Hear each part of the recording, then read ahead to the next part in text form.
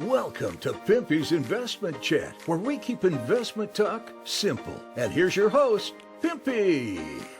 What is going on out there, peeps? Oh yeah, look at those stacks of bills. It's 500,000 Vietnam dong.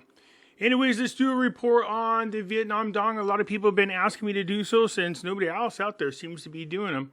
So let's go ahead and move forward because there is some interesting things happening. Before we get started, if you're not a subscriber, please do so, because when you do, it helps out the channel, and I certainly do appreciate it. If you're thinking about buying gold and silver, or any other precious metals for that matter, head on over to our friends at Money Metals Exchange. The link is down below in the description. When you purchase over there at Money Metals Exchange, you will now be automatically entered into a chance to get free giveaways. This month, you'll be automatically registered to be one of 3 people who will receive 10 ounces. That's 10 silver eagles each. So head on over to Money Metals, make your purchase, and automatically enter to win. For those of you who are unaware, I do have my own webpage. I can be found at Pimpy's News Network. Over here, I do post videos that I can't post on YouTube without getting in trouble. I also have my own Facebook group called Pimpy's Investment Chat. Over here, we do talk about gold, silver, cryptocurrencies, as well as foreign currency investments. So come on over here and join us. It's free to do so.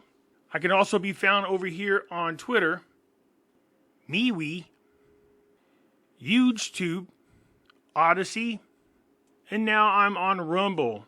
For whatever reasons, my videos are not showing up on my channel yet, but I can be found just by going to the search button and typing in Pimpy's Investment Chat.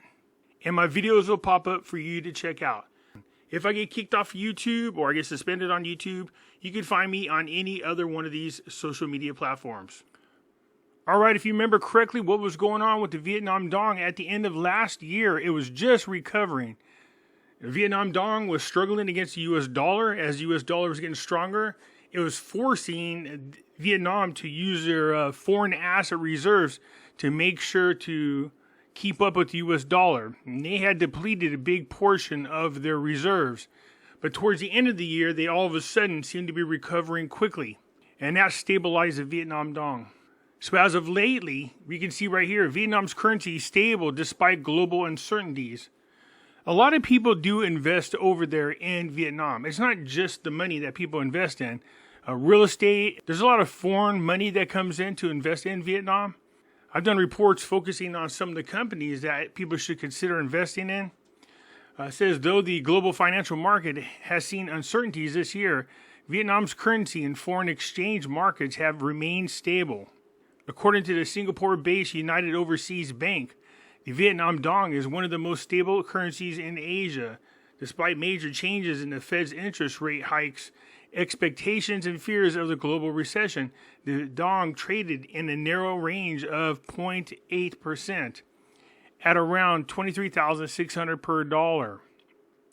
The UOB said in its Global Economic Outlook report for the second quarter of 2023 released recently. So the Vietnam dong does well, but every time the Fed raises their interest rates, it affects their currency over there. Actually, it affects currencies everywhere. They start struggling against the U.S. dollar as the U.S. dollar strengthens every time they raise an interest rate. UOB said when the State Bank of Vietnam balances efforts to promote economic growth and ensure price stability, it is likely that the SBV will favor a more loose policy in the coming periods. And that's how they were able to keep the currency stable, is by loosening their own policies, their own monetary policies. According to Dr. Vo Tri Tan, member of the National Monetary and Financial Policy Advisory Council, besides inflation being under control, foreign currency liquidity has improved markedly thanks to the relatively positive supply of foreign currency from dispersed FDI inflows, which is foreign developed investments.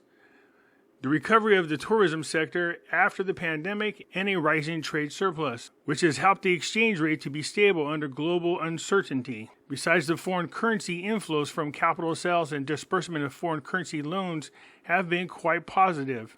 So this is what I'm talking about. A lot of people are investing in different projects over there in Vietnam. Vietcom Bank, SHB, and C Bank this year signed a series of international credit contracts with VP Bank, completed a capital sale of up to $1.5 billion to foreign partners.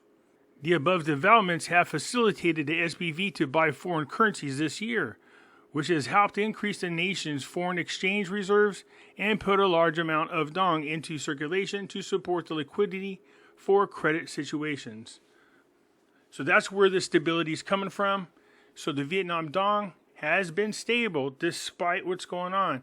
But one of the biggest fear is a rate hike that takes place this May. It's already happened. We went up 0.25%, a quarter of a percent. And every time they do that, then they have to cut interest rates over on their end. And the more you cut interest rates, then the more it discourages foreigners from investing into their country. Now, I found this article interesting. It does come from March, but it's something that's pretty interesting. Harnessing the power of Bitcoin. Lightning Network breaks barriers for the U.S.-Vietnam money transfer. So back in March, it said Jack Mallers, the founder and CEO of Zap Solutions, a Bitcoin payment startup that uses the Lightning Network, announced that the company's platform, Strike, now enables fast, direct transfers of U.S. dollars to bank accounts in Vietnam. You can transfer money right into a person's bank account. This movement is a partnership with GetBit, a financial technology company specializing in remittance.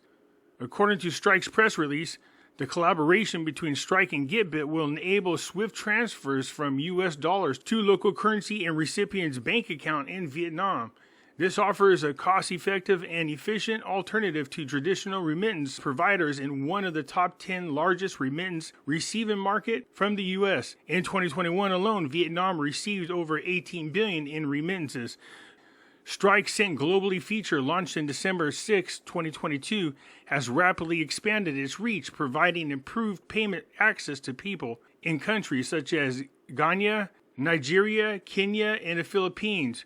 With the addition of Vietnam, more than 500 million people can access the innovation cross-border payment solution. To me, it just sounds like one of those systems they're going to be using to do the central bank digital currency. Jack Mallers, founder and CEO of Strike, commented on the expansion, saying, "Millions of people rely on the ability to send money home and support their relatives in Vietnam. We're thrilled to partner with GetBit to revolutionize cross-border payments via the Lightning Network and deliver a seamless and affordable experience for all. We're proud to continue working to advance financial innovation and inclusion for everyone." See, when they say inclusion, this is how you know they're teaming up with the WEF, the World Economic Forum, because they use language like this. But the thing that I find interesting is they're using Bitcoin's blockchain technology. By leveraging Bitcoin's Lightning Network, Strike enables faster, cheaper, and more accessible digital payment globally. The Send Globally features converted dollars into Bitcoin, which are then sent via the Lightning Network to a third-party partner. The partner subsequently converts the Bitcoin into local currency and sends it directly to the recipient's bank, ensuring minimal exposure to Bitcoin's tax treatment or volatility. Abe, founder and CEO of GetBit, highlighted the benefits of the partnership, stating, "Sending money between the U.S. and Vietnam has historically been slow and expensive, making it a challenging experience for many people. We're excited to collaborate with Strike to empower people to make fast, secure, and efficient transactions powered by the Lightning Network." Strike plans to expand its Send Globally feature further to additional markets throughout the year, aiming to make cross-border payments more accessible, especially in countries where remittances play a significant role. So cryptos were designed to really indoctrinate people into using the blockchain technology. Lots of people are familiar with it. A lot of people know how to use it. They were able to work out all the kinks in there necessary and all the bugs necessary to make blockchain efficient. Because what you're finding out is the central bank digital currency, while working with cryptocurrency companies as well as exchanges, we're trying to fine-tune the blockchain technology necessary in order to go straight to the central bank digital currency. That's what I'm finding out now, and I'll do the video about that a little bit later on. But this is about Vietnam Dong, and I just thought that article was interesting because it's a good way to really just transfer money back and forth to and from Vietnam. Anyways, you guys let me know what you think. I look forward to your comments, and I will catch you later. I'm out.